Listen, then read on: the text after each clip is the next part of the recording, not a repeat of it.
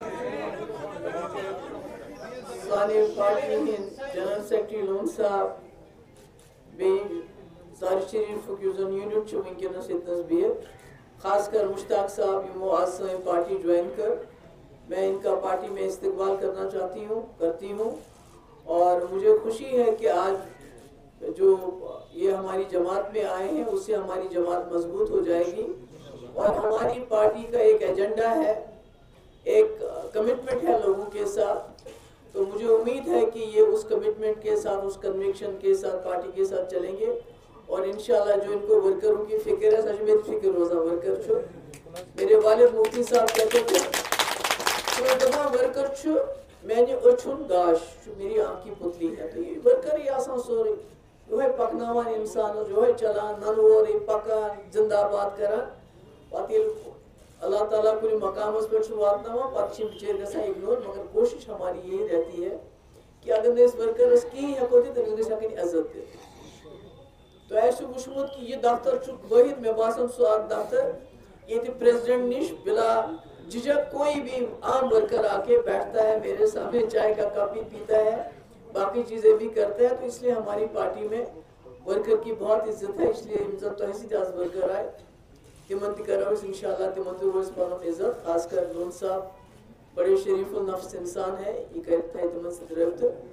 तो बस बे तोहिले अकल इस्तकबाल करान मे वन ये वनकस हिज़्ब मामूल पार्टी द्रामस बे लड़ने अच्छी सरकार बनाओ। कहते हैं हमने सरकार बनानी और 47 से लेकर आज तक उन्होंने इलेक्शन जो लड़े हैं सिर्फ सरकार बनाने के लिए लड़े हैं, इसके अलावा कोई मकसद नहीं होता है, कोई मुद्दा नहीं होता है।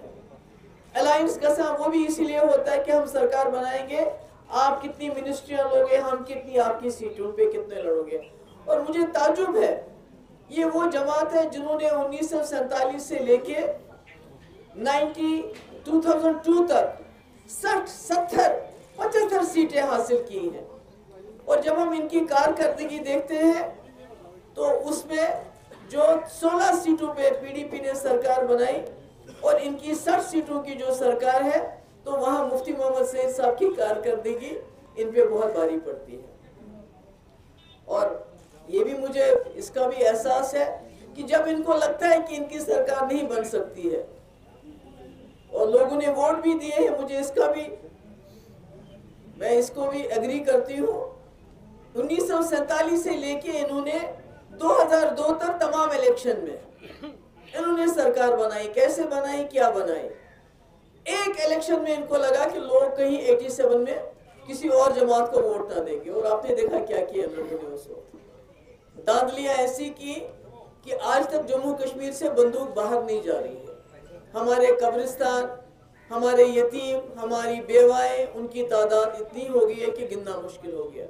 तो पीडीपी एक एजेंडे के लिए निकली है, एक एजेंडे के लिए इलेक्शन लड़ना चाहती है। सरकार तो हमने 16 पे बनाई और इंशाल्लाह इस वक्त भी जो सरकार बनेगी वो पीडीपी के बगैर नहीं बनेगी। मगर हम सरकार बनाने में कम और एजेंडे पे हमारा ज्यादा जोर रहता है। हमने कांग्रेस के साथ सरकार बनाई, हमारा एजेंडा था कोटा खत्म करना, टास्क फोर्स खत्म करना, मसले कश्मीर के हवाले से बातचीत करना। हमने बीजेपी के साथ सरकार बनाई, सरकार के साथ हमारा उस वक्त एजेंडा था बाज़ाब्ता 370 नहीं छेड़ना, बातचीत करना। और मैं जानना चाहती हूँ क्योंकि नेशनल कॉन्फ्रेंस हमेशा इल्जाम लगाती है कि पीडीपी ने बीजेपी के साथ गए। मैं उमर साहब से पूछना चाहती हूँ, जब आप बीजेपी सरकार में वजीर बने, आपकी कारकर्दगी उन 5 सालों में क्या रही? आपने पोटा नहीं बना था तो आपने यहाँ उसको लागू कर दिया। शातूस जो हमारे गरीब, हमारी माएँ, हमारी बहनें घरों में काटती थी शातूस, उस पर बैन लगाई जब आप कॉमर्स मिनिस्टर थे। जब आप फॉरेन अफेयर मिनिस्टर थे, एक्सटर्नल अफेयर मिनिस्टर थे, तो आप पूरी दुनिया में जाते थे, जम्मू कश्मीर का कोई मसला ही नहीं है। अगर आप दूसरे कश्मीर को बमबारी करोगे, पाकिस्तान को बमबारी करोगे तो सारे मसले हल हो जाएंगे।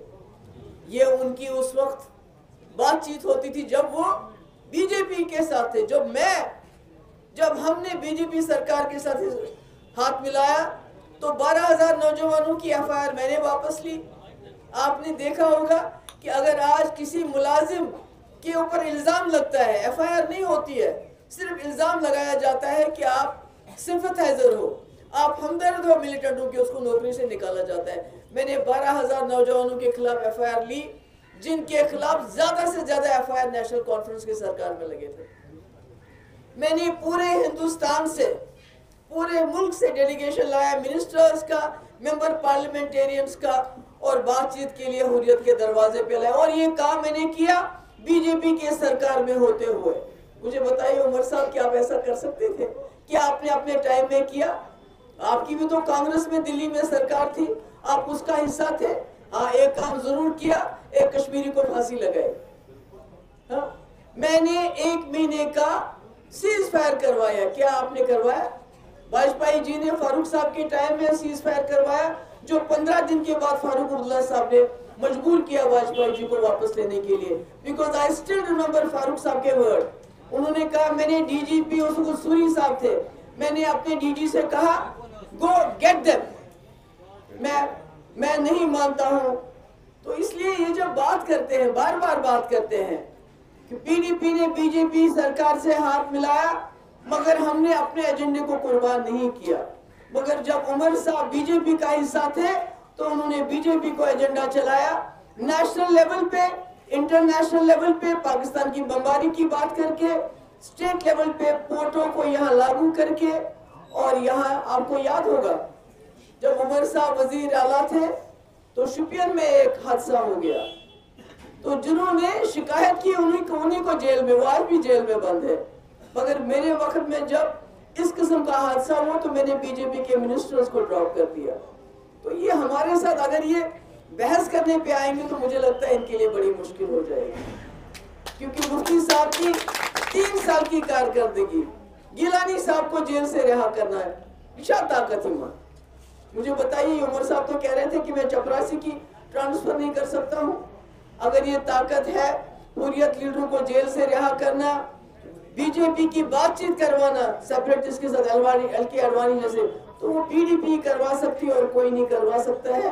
ये नेशनल कॉन्फ्रेंस सिर्फ अपने मफाद के लिए सरकार बनाना चाहती है। जब सरकार बनती है कहते हैं हिंदुस्तान जिंदाबाद, इलेक्शन हलाल है। जब सरकार नहीं बनती है तो कहते हैं इलेक्शन हराम है, जो इन्होंने 22 साल यहाँ राजशुमारी चलाई। तो इसलिए पीडीपी का एक एजेंडा है। मुझे खुशी है मुश्ताक साहब जैसे लोग इस एजेंडे के साथ जुड़ रहे हैं, क्योंकि हमारा ये मानना है कि जम्मू कश्मीर